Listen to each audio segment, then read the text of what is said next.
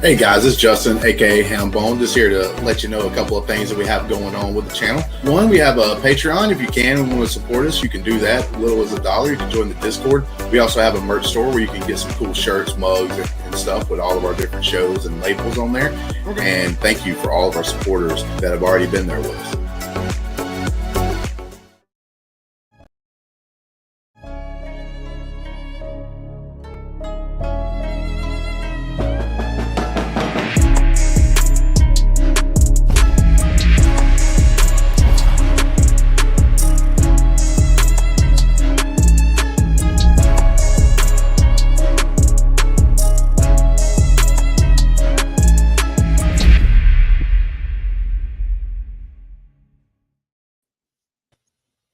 Boom. What is good? What is happening, everybody? It's your boy Ferris Bonner, and welcome to another edition of Good Friends, Better Rivals. We are live.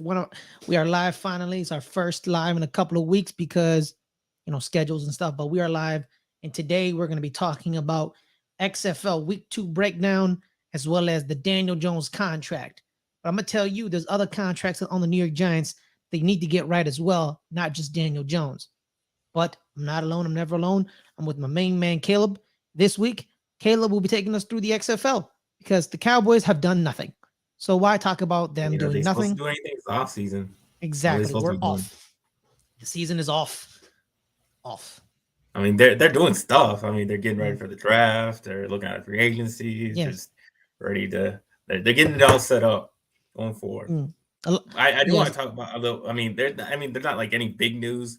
There's like it's all speculation, Yep. Hey man. Like we said in our tweet. Ferris is gonna do what fans do. Gonna speculate. Yeah. But that's what all the news is. It's like there's no actual news. It's just all speculation on what the Cowboys could do. Oh, we could get this guy in the free agency. We could take this guy in the draft. It's all the rumors is just like, oh, we're interested in a quarterback. We're interested in Hendon Hooker now, and whatever quarterback is gonna be, we're gonna be interested in later on. Like that's the news. It's just that we're intrigued. But what's not speculation, Caleb? You know what's not speculation? You liking and subscribing. You hit that like button, you hit that subscribe button, and you hit that notification bell to get every single notification of every video on this channel. We're at 93 subscribers, 7 away from 100. So share it. Your mom, your grandma, your brother, your sister, your lover. Subscribe, everyone. Subscribe. All right, Caleb, let's get right into it. XFL Week 2. We had Vegas versus DC. We had Houston versus Arlington. We had Orlando versus San Antonio, and we had Seattle versus the Battlehawks on Thursday. Caleb, break it down for us. How was Week 2? Was it an improvement? Was it same old? What was going on? Because I know Vegas had like a flood. Like it was raining. Yeah, the field was rainy on Saturday night. But yeah, I mean, it's not as good as Week 1. The games were as good. I mean, not like the play. Similar play, just the games just weren't as good. The matchups weren't as good as Week 1 was. As far as Vegas, that was a really bad weather game. It's cool to see if we could see it at all because of that stadium, Cashman Field, that's in downtown Las Vegas. It does not have great lighting, and it was pretty dark and rainy and windy during the later. Cashman Field. It was the Las Vegas 51s, but then the 51s are not the 51s anymore, and they moved to Summerlin. Baseball team? Yeah, the minor league baseball team. They used to use it, but I think now it's like used by like a minor league soccer team, maybe. Something like that. But yeah, so yeah, it was really hard to see during when it became like night, and it reminded me of the in Any Given Sunday, the rain game where it's like really dark, and it's like I think it was in Minnesota. There's no game, and you're just watching. It's like there's no games that are that dark to watch. And then I'm like, okay, well, there you go. That's the dark game. It looked exactly the same.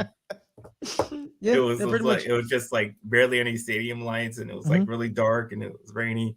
But yeah, so it reminded me of that game. But there was no offense in this game. Absolutely no offense. Because of the weather.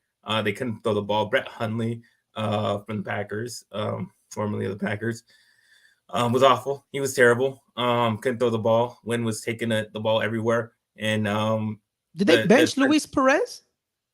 Yeah, I don't know if they're just switching them out or trying different things to see what works, giving everybody a chance, because it seems like a lot of these teams are doing that, just giving their quarterbacks chances. But yeah, he had his chance and he it was really bad. So yeah, the Vipers had no offense. The defense kept them in it, got them pretty much in position to score, and that was his only touchdown of the game. And then the defenders didn't have any offense either. They had to bring in Derek King. Basically, they changed their whole offense in the second half, where they're basically running a college-style offense where Derek King just runs the ball the whole time. And that's how they scored. They scored a touchdown on doing that and just ran it down the Vipers' throats in the second half, and then won the game 18-6. And so, yeah, it wasn't too exciting. I mean, besides, I thought it was cool just because it was like dark and rainy and just weather. But other than that, the play just not good. Wasn't a good game to watch, honestly. Yeah, because here it is right here. First, let me see, pass completions, rushing touchdowns, rushing attempts was 42-20 yards per rush. The defenders 5.5 to 4.5 to Vegas. It was pretty much, hey man, we're running the ball. Like we're running the ball in the second half. Derek King, by the way, only had 4 rushes for 32 yards and a touchdown. Abram Smith led the charge, 11 carries, 71 yards and a touchdown. But also Jordan Tamu and Raquel Armstead, 12 rushes and 15 rushes respectively. Tamu at 68 yards and Raquel Armstead at 58 yards. So there's that. 5.7 and 3.9 average respectively. So yeah, they just ran the ball. They ran the ball down their throats, man. Pretty much. And so Thursday night, going back to Thursday night with the Battlehawks and Sea Dragons. And Ben Nucci did the same thing he did the previous week. He came out strong, looked good, and then the Sea Dragons fell apart. And then the Battlehawks did what they did in week 1. They played like crap for the entire game, except for like the final few minutes. And then they AJ McCarron starts throwing really great. And then it makes some key plays, and then they win the game. That's exactly what happened this week. For the past 2 weeks, that's how the Battlehawks have played. I don't know if they're a good team or not, because they played like crap for most of their game. And then they just come on strong at the end and end up winning. The Battlehawks are led by a 3-headed monster at receiver, Iowa State wide receiver Hakeem Butler. And we had Austin Proehl. You may know his dad, Ricky Proehl, caught 2 go-ahead touchdowns in the Super Bowl, only to be usurped by a better team. Both of them by Tom Brady, by the way, which is really funny to think. Then they have Marcel Aitman, former Oklahoma State wide receiver. Marcel Aitman and Hakeem Butler, they're pretty big wide receivers. I think they're both minimum of 6'4". And then AJ McCarron, man. AJ McCarron was the talk of the town this week. He set out in a story where he declined higher backup jobs in the NFL. He could have been an NFL backup making good money, but he said he wants to start and he wants to make good memories for his sons and his family. And guess what, man? Back-to-back weeks, back-to-back comeback victories for AJ McCarron in a raucous St. Louis for the St. Louis Battlehawks. I think memories are being made for AJ McCarron and his family. So good for AJ McCarron. So that was that game. And then the Brahmas in Orlando, that was just a beatdown. The Guardians got blown out again for the second time straight game. They're not good. They're probably the worst team in the XFL. They scored 12 points in each of their 2 games. And the Brahmas, they just kind of they pretty much dominated the whole game with defense. Jack Cohn looked pretty good. Was okay throughout the game. He didn't make any mistakes. He threw 3 touchdowns, no picks. So he looked pretty good for most of the game. But for the Guardians, Paxton Lynch and DeAndre Francois, terrible. They were god awful quarterbacks. There's a video going around of how like the QBs are mic'd and you hear the huddle, and one of the offensive linemen yells out something, and DeAndre Francois says, "Hey man, shut the bleep up, man. Listen." Yeah. You know what I mean? So, well, one that could be that is a. I'm not gonna be mad and be like, oh my god, is that a common thing? It's a common thing. Trust me, it's a common thing. If you've been in huddles, there's always that one dude who won't shut the hell up. Just like shut up and listen. I've been in it. And so like people be like, yo, man, he's not a good leader. He's not keeping his team intact. No, that always happens. Being a good leader. That is being a good leader. Yeah. Like that always happens. Even like that happens all the time, bro. There's always that one dude who you got to tell him to shut up once or twice. You zip it. So yeah, man. Oh my god, yeah, the Brahmas, man, with the beatdown. I think the Brahmas have just like a better roster overall. I think Jack Cohn's a better quarterback. Yeah. I think he's one of the better quarterbacks there's not a lot of good quarterback play in this league. So him doing what he did, I mean, that's like MVP status compared to all these other quarterbacks who are just looking like garbage. I think, dude, they also have one of the best. I've always been a big fan of Alize Mack as the tight end. He's the tight end. I've always been a big fan of him. They do also have TJ Vasher, but I think the St. Louis Battlehawks have a better receiving core. Those three receivers I said. So I think the Battlehawks are probably offensively wise have the best receiving core. I don't know who has the best running back. I need to check running backs, man. I think defenders as a group have the best running attack. Yeah, Raquel Armstead and Abram Smith, maybe. Yeah. Then you have Tamu and King. So there's them two. The Brahmas have Kalen Ballage. I remember Kalen Ballage at Arizona State. He was good. He was good the first game. Kalen Ballage is pretty good. He didn't come that on strong that this game, but the first game he was really good. Yeah. So okay, let's move on. What is it? It is the Houston Roughnecks versus the Arlington Renegades. 23-14 for my Houston Roughnecks. Let's go, Swade Phillips, my man. These are two good teams. It was a good matchup. The Houston went up 11 points really quick on them, but then Renegades came back. They took a 14-11 lead, but then couldn't do anything in the second half. Got shut out. And that's just this Roughneck defense. I said before, I think they did the best defense in the XFL because of Wade Phillips. They shut them out. They played great defense, and that's pretty much how they won this game. Drew only threw for like 120 yards. Couldn't really do much, wasn't that accurate. And Brandon Silvers, he was completely inaccurate, but he at least gets plays. He makes the plays that are necessary for the Roughnecks to, have some type of offense. Not definitely not one of the best quarterbacks, but he's good enough for this Roughnecks team. And then also the Roughnecks are also led. Shout out to Yolanda B. Shout out to Yolanda. Just starting to say hello. Says go Guardians. Yep, Yolanda from Orlando, around that region. Yolanda also is a Florida A&M Rattler. Florida A&M Rattler, by the way. So go Rattlers, the Marching 100. Shout out to them. But yeah, man, the Houston Roughnecks, they're led by Brandon Silvers, but they're more led by Max Borghi, running back, former of Washington State. Shout out to Max Borghi. He was known as Christian McCaffrey Light. That's what he was in college. It was Christian McCaffrey Light. I think it was a bad comparison because it put too much expectation on him. But that's who he was. I think receiving wise, I think they have the best receiver in the league in Deontay Burton. He's USC's all-time leading, I think, receptions leader.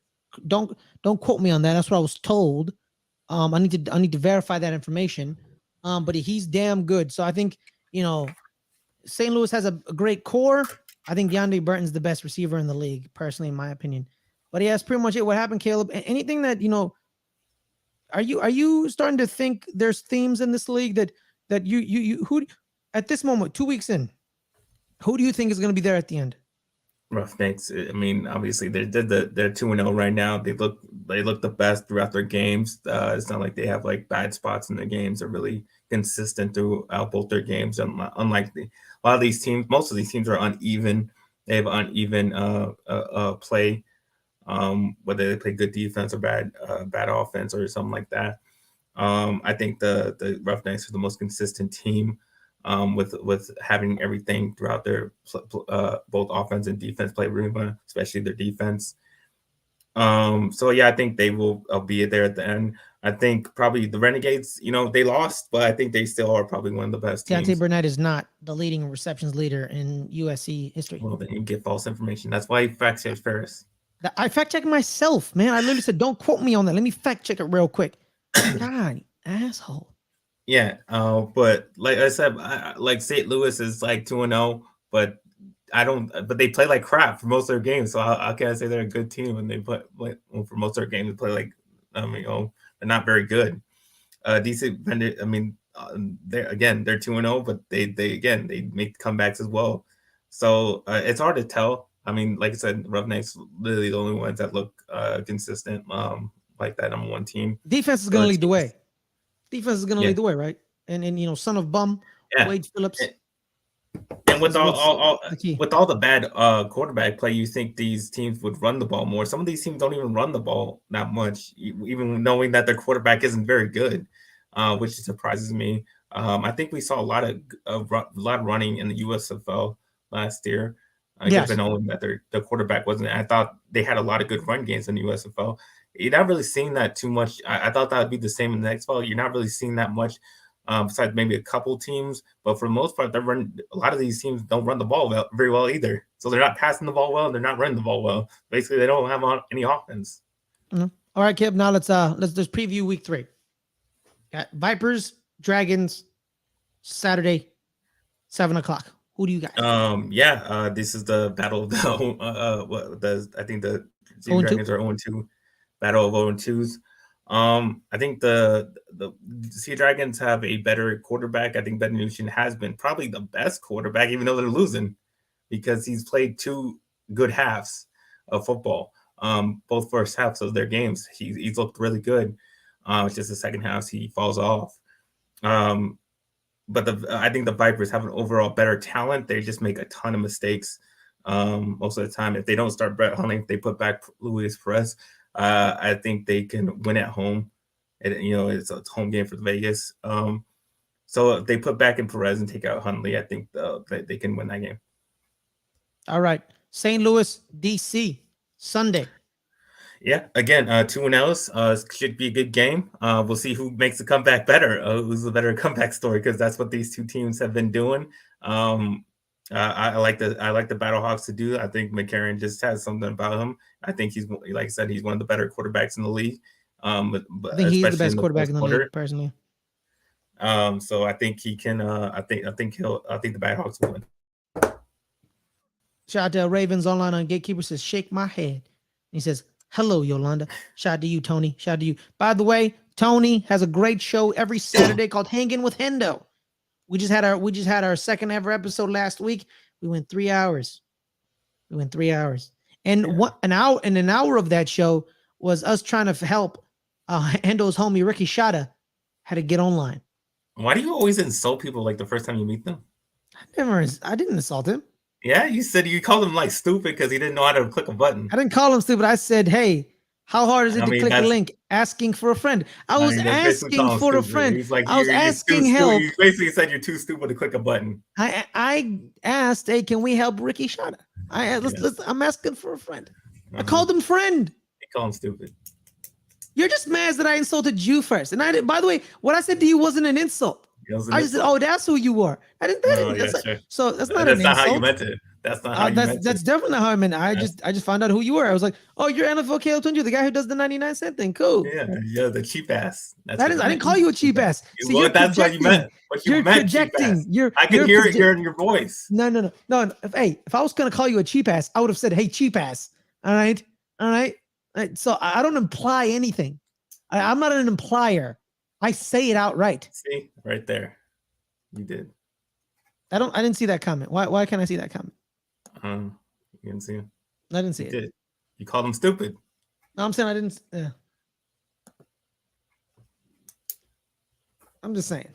I don't see any of the comments. They're not popping up on my screen. It's weird. I don't know That's what's weird. going on. All right, doesn't matter. Okay, I know I got him. See, you pretty much did Ferris. Just because you're polite and quiet when you insult somebody, it's still an insult. I didn't insult the guy. I didn't insult Caleb. Caleb. No, I didn't. I asked a question, and you answered. But your implication was that I don't imply, Caleb. I don't imply. I will say it outright to you. If I call you stupid, I'm gonna call you stupid. I'm not gonna imply you're stupid. I'm gonna be like, you're stupid. You know me. All right. But on that note, well, we got 2 more games. Oh, 2 more games. Yes, that's true. Yeah, on that note, the other games. The Guardians, the Orlando Guardians, who used to be the New York, New Jersey Guardians, are against the Arlington Renegades. Let's break it down, Caleb. Arlington or the Guardians? Yes, I think the Renegades are one of the better teams. They did, despite losing last week. Guardians, the worst team. They are the worst team. They play really, really bad. They have nothing going for them. They can't play defense because they get blown out. They let the other team score over 30 points in a league where there's barely any offense, which is pretty bad. Don't see how the Guardians can win this. All right, and lastly, we have the San Antonio, the other Texas Bowl. 3 teams in Texas, by the way. 3 teams in Texas, by the way. San Antonio's Brahmas versus the Houston Roughnecks. Who you going with, Caleb? I'm going with Houston. Roughnecks the best team. Obviously, we go and they're at home. They're gonna do good defenses, Brahmas and Roughnecks, but Roughnecks have the better overall team. You got to go with them. They're a clear favorite. Hey, Caleb, Yolanda, Guardians are coming back this week. You heard it first. You heard it here first from Yolanda. They're coming back. Very much doubting that, but at least there's some belief. Hey, man, Tony. Orlando was the worst in all sports. Hey, man, there was a point in basketball where Orlando was the place to be. Orlando was the place to be. For Disney World? No. It was Dwight Howard. It was Hito Turkoglu, Rashard Lewis, Jameer Nelson, Mikael Pietrus. They were the toast of the town. And then in the 90s, it was Shaq, it was Penny, Nick Anderson, Dennis Scott. They made it to the finals. The Orlando Magic have 2 finals appearances, guys. 2 finals appearances. They lost both appearances, but they still made it.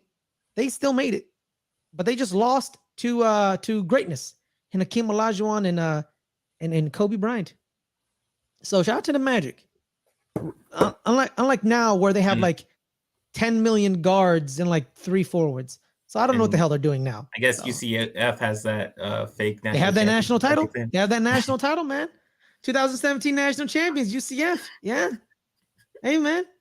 So I was on Instagram earlier this week.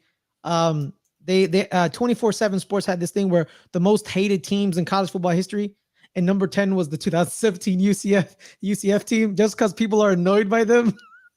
But here's the thing too, like the teams, the other teams on that list are national championship teams. The only non-national championship team besides the UCF was the 2012 Texas A&M. 2012. Guess what? It was Johnny Manziel, the Johnny Manziel years. Yeah, people were like, that was the only other one that wasn't a national champion. Like every other person in that top 10 won a title. Like they all won titles except those 2 teams, which is funny to me. Because like that's how you know people hate them. Like the other people hate them because they won. You think a team that beat Alabama would not be hated, but I guess not. Johnny Manziel, man. It's Johnny Manziel. Yeah. It is what it is. Yeah. But now I digress.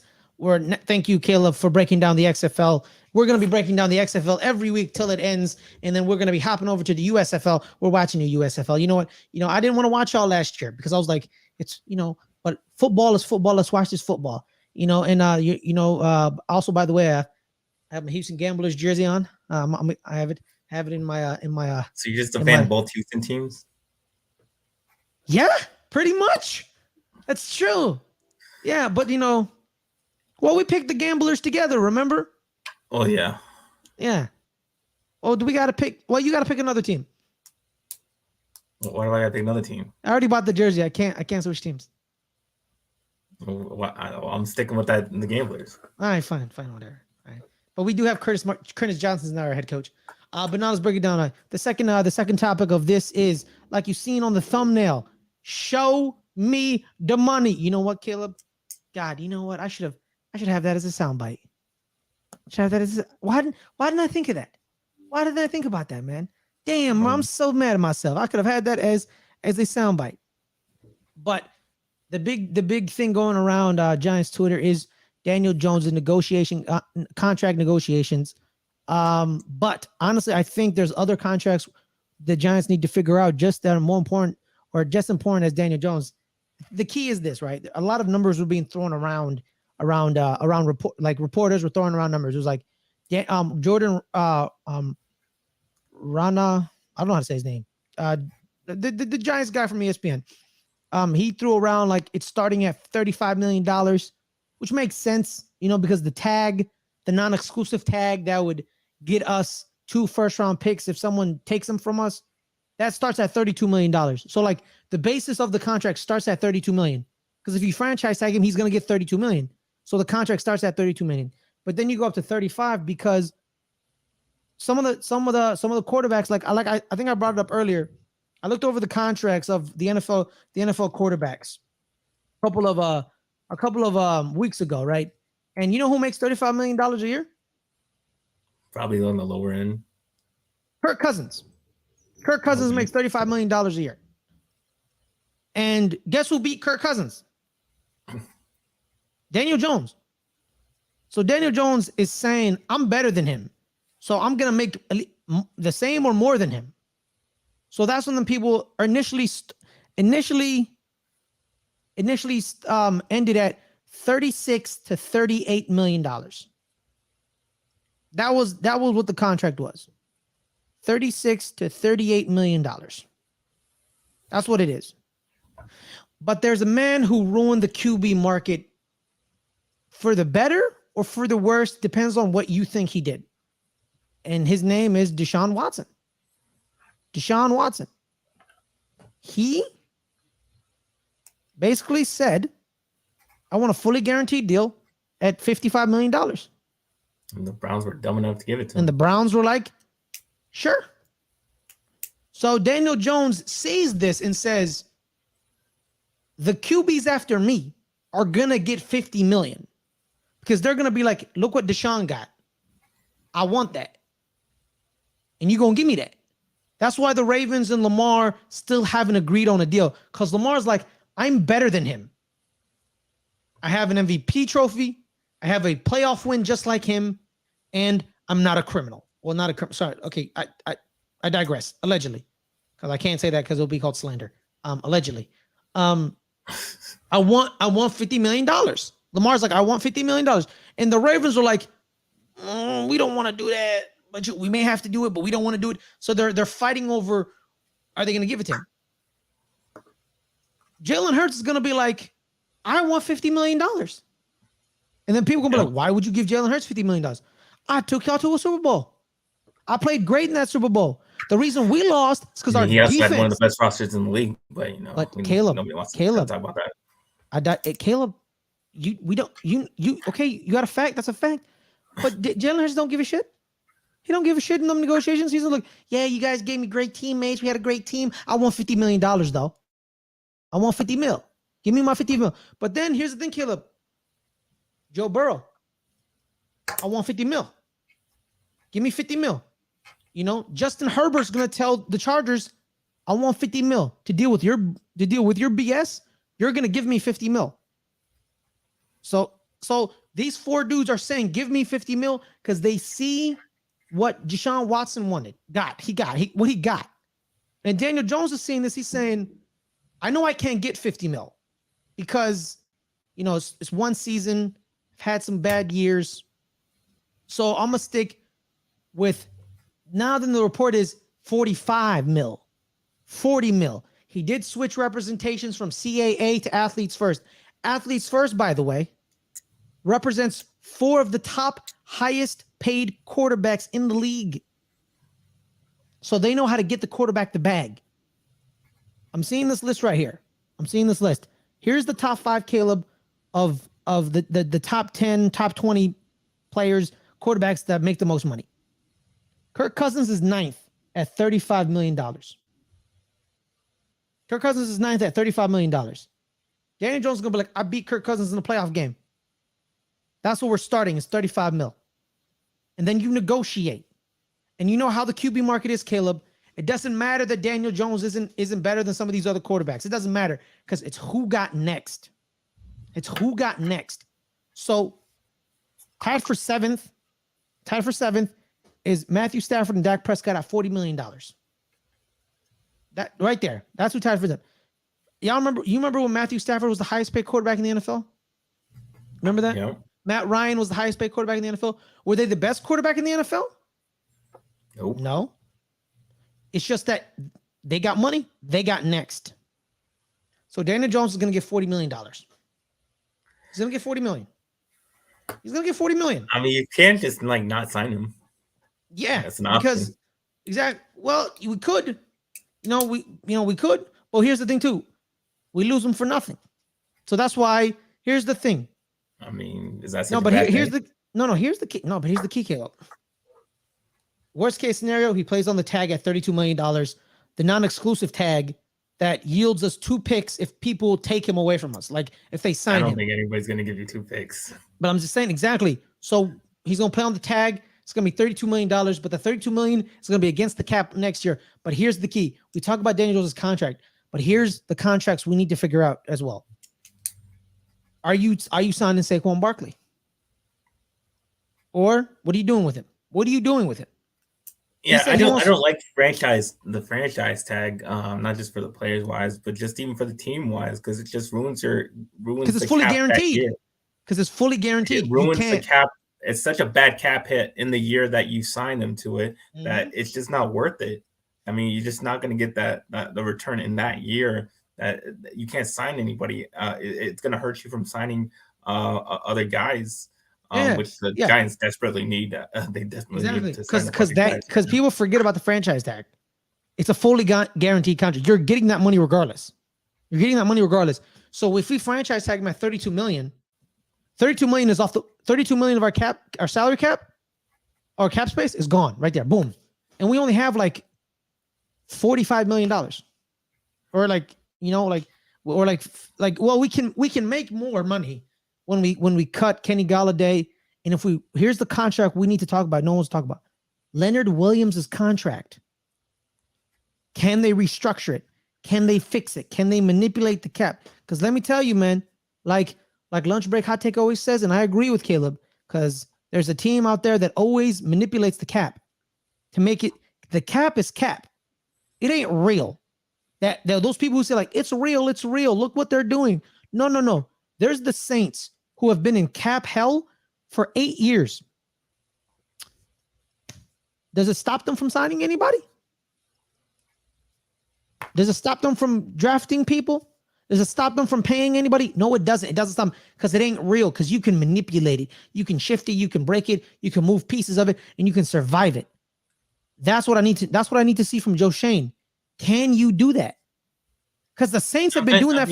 Yeah, you can, but eventually it does catch up to you. I think we see that with the Rams that eventually caught up with them. What caught up to the Rams is that they had no picks and their team was depleted.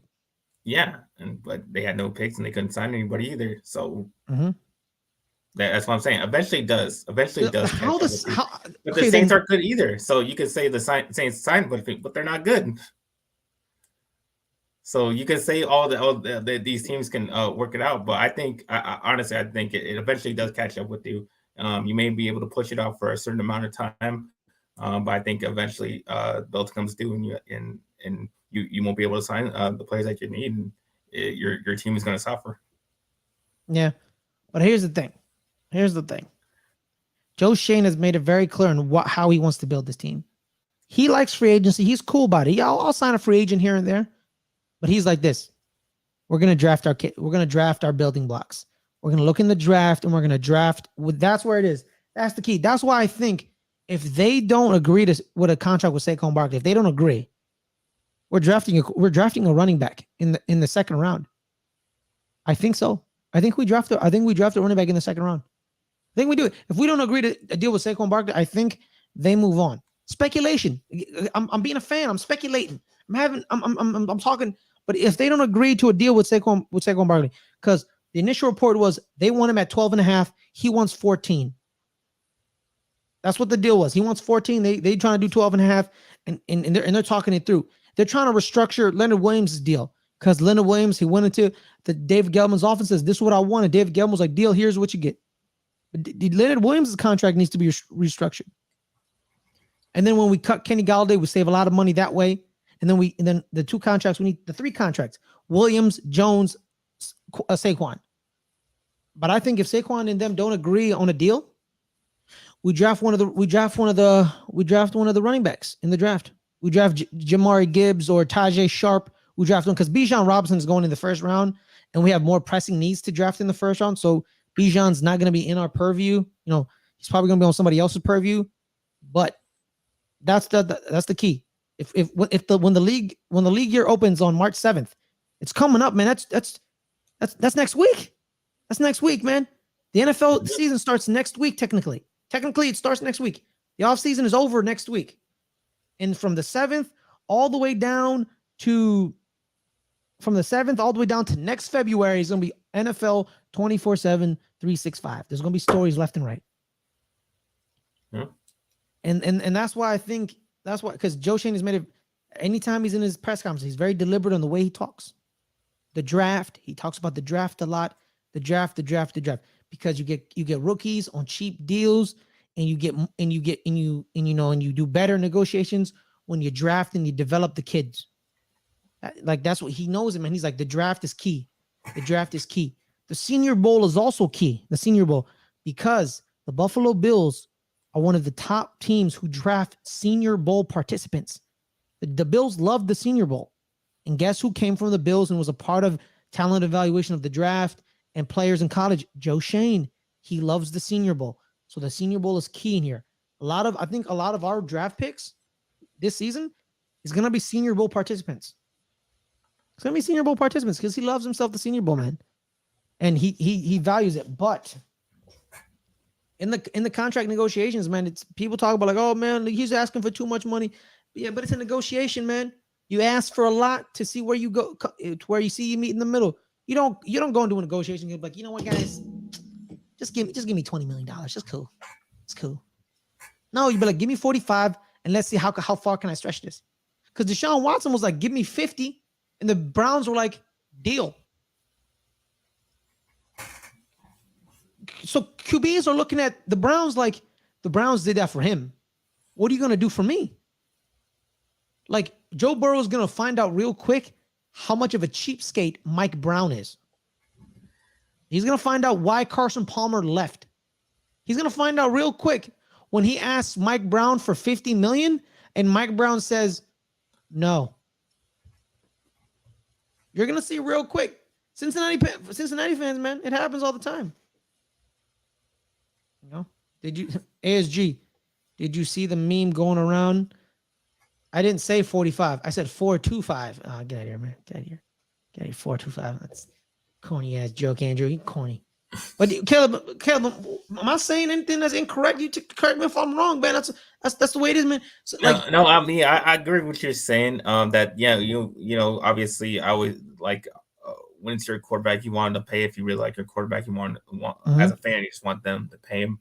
But like I said, it's all about can you pay other guys, and if the team can afford to do that, and if the team believes in the quarterback as well. Like like I said, no is always an option because that's if it's a guy that's wobbly, like a Joe Burrow. Like that's just stupid to say no because Mike Brown said no to Carson Palmer.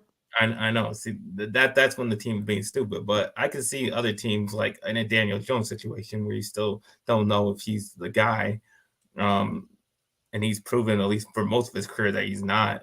He had one good year. That wasn't even that great, but with wins it was. But just production wise, it wasn't that great. But I can see like that saying you can say no. You can say no and say, okay, then just leave. Like you can just find it somewhere else. Uh-huh. By the way, Deshaun Watson has a $55 million cap hit. He's making $46 million this year. My bad. That's my fault. I got those two mixed up. So $55 million cap hit. $46 million a year. But then I just realized that looking over this list, Caleb, there's a quarterback on the top 5 that's ruined it for other owners, though, that I've just realized this. Kyler Murray is 3rd in the NFL with $46.1 million. So imagine these quarterbacks who say, Kyler Murray is getting $46 million. I want $4 million more. Like, and like you have a great argument to be like, I'm better than Kyler Murray. Like Joe Burrow can walk into a meeting and be like, you seriously think Kyler Murray's better than me? You seriously think this, Mike? You're not going to give me $4 more million? You're not going to give me $4 more million. Patrick Mahomes is fifth at $45 million. Patrick Mahomes is the best quarterback in the NFL. Yeah. And he's fifth. But that's the team. That's the team. That's what the teams can say. Like, are you going to be able to beat Patrick Mahomes? Are you good enough to be on Patrick Mahomes' level? Like, but Joe Burrow can say that. Joe Burrow can say that. Joe Burrow can. Like, can any other quarterback say that? No, I don't think so. Oh, Lamar Jackson has. Lamar Jackson has beat him. But I'm saying as consistently beating them and always there in the AFC Championship like Joe Burrow has and always competing. That's a good point. Can all these other quarterbacks say that? So unless you have like that top tier quarterback, then I could see the team saying like, well, no, you don't really deserve it because you ain't on that level. Mm-hmm. Yeah, and here's the thing too. Here's the thing about the Chiefs. See how smart the Chiefs are. The Chiefs are like, give him the money right now. Give him the money right now. Yeah, they played it great. And then they gave him a $300 million contract. It was like, and over 10 years, which spreads it out and makes it was like lessens the hit on the cap. So yeah, it was like a great deal for them. So Clark Hunt was like, do it right now, and we set. And boom. No, I know Yolanda. He does. Lamar doesn't have the weapons that you're right. And then he is hamstrung by John. Here's the thing, man. Someone said on Giants Twitter, there was a giant debate. Would you trade picks for Lamar Jackson and replace Daniel Jones with Lamar Jackson? Would you do that? I mean, I would do that in a heartbeat. I would do it in a heartbeat. That's the thing. And like, there's a bunch of people who are like, Lamar Jackson don't know how to play quarterback. He's not a quarterback. He plays quarterback, which is the stupidest thing in the world. Like, now people just like, Caleb, you know how people just like forget that he was a phenomenal quarterback in college passing the ball. Like, he was pretty good. And imagine him with Brian Daboll. Imagine him. Because here's the thing, people talk about Patrick Mahomes. He became great by himself. Like, he just woke up and was like, I'm great. Whatever. No, his name was Andy Reid and Eric Bieniemy and Matt Nagy and well, not Matt Nagy. Matt Nagy, absolutely not. Yeah, but Andy Reid's calling the plays. Okay, he calling the plays. No, I've quickly realized that Matt Nagy had zero insight into Patrick Mahomes' development. Zero when he was the offensive coordinator. Doug Peterson, a little bit because he left before Patrick Mahomes fully formed.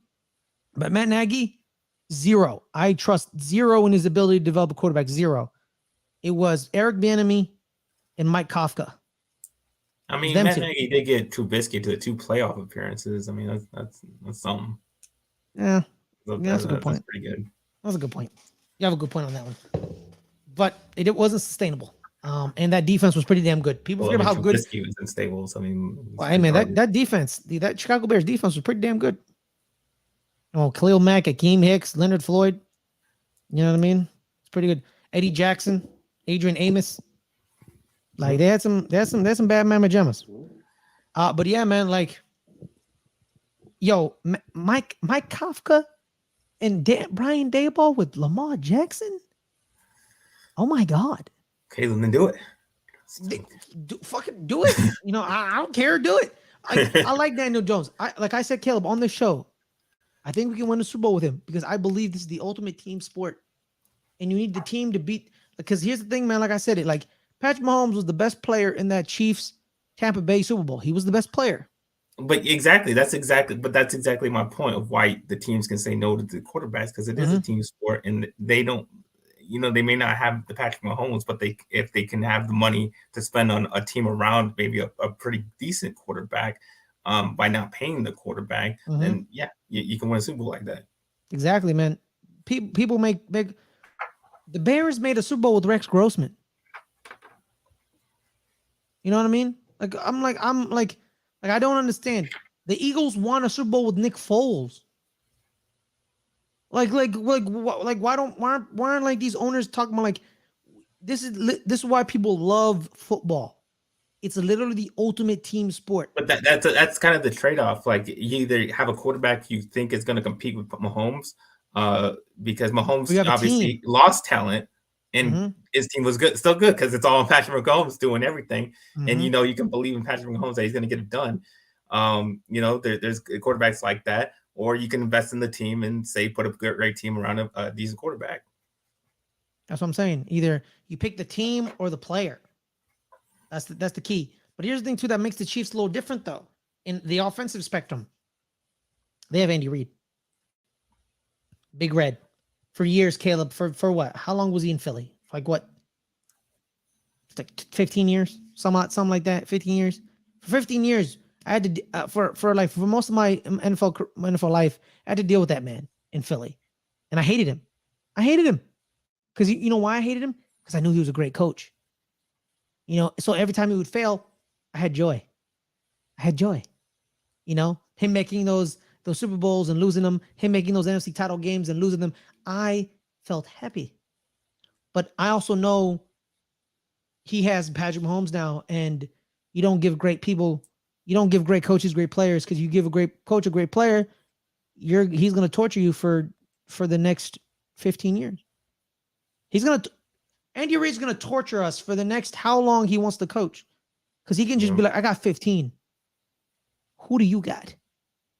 And that's the key. You know what I mean? And that's the key, man. Daniel Jones, if he does get re-signed, it's going to be for $40 million. It's going to be $40 million. Watch it. Because he's going to be like, or you know what? He may ask for 45 because of Kyler Murray. You know? So Kyler Murray is the key here. Because Kyler Murray, let's break down Kyler Murray though. He's made one playoff. He made the playoffs once, right? Yeah. He didn't win a playoff game. He's injured. You got to be down in that playoff game. Yeah, he got to be down in that playoff game. He got injured this year. He's going to be injured next year. Yeah, because he tore his ACL, right? His ACL? Tore his ACL, right? So I'll take that as yes. The ACL. And he has a clause in his contract that forces him to study, so they don't believe his study habits. He's the reason the QB market is all messed up, because what the hell has Kyler Murray done? Tell me, Kel, what the hell has Kyler Murray done? Can anyone tell me what he's done? I'm lost here. Like, what has Kyler Murray done? Get hurt. Yeah, you know, besides, you know, get hurt. Like, that's the key right here, man. Kyler Murray. Let's talk about Kyler Murray. I like Kyler. Kyler Murray seems like a cool guy. But let's be real here. Like, you ain't done nothing, bro. You made the playoffs once. That's it. Like, I'm sorry. You won Rookie of the Year. That's good for you. You know, you're 5-10, 8-8, 9-5, 3-8. You had 2 good seasons. They were good, not great. 2 good seasons.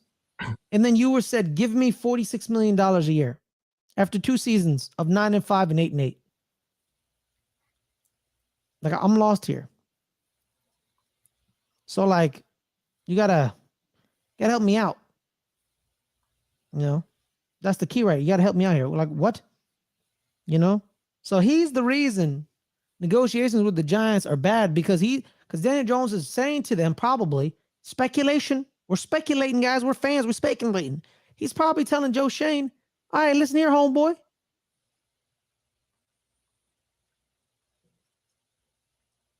I'm better than Kyler Murray. Homie, all right? He making 46. You know? So, and here's the thing, Daniel Jones will say, he had 2 good years. He had 2 good years. I had 1 good year. You're paying me for potential. I have better potential than him. Give me my 45. And you know what? I could see his point, because he's negotiating with a team using his information, and the information's on Daniel Jones' side. He can point at Kirk Cousins. He can point at, you know, just because I ain't Patrick Mahomes, I'm still gonna get more money than him, because that's the way NFL contracts work. I got next. And then he can be like, look at Kyler Murray. I want more money. And if it happens, it happens, man. It happens. But I think the main thing is we need to restructure Leonard Williams' deal, and we need to make sure we get Saquon Barkley back. If we don't get Saquon Barkley, that usually doesn't mean we're not going to get Daniel Jones. But if we don't retain Daniel Jones, we're definitely not retaining Saquon Barkley because we're going to end up just hitting a restart. Like we're restarting, you know? So there's that. That's my speculation. My theory is if Daniel doesn't come back, Saquon ain't coming back. If Saquon doesn't come back, that does not mean Daniel's not coming back. He could come back. But those are the keys. Those are the keys. All right, Caleb. Where can people find you, my man? You can find me on Instagram and Twitter at NFLCaleb22. And then you can find me pretty much every Monday doing this show.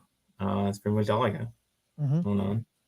Every Monday, 3:00, either live or pre-taped.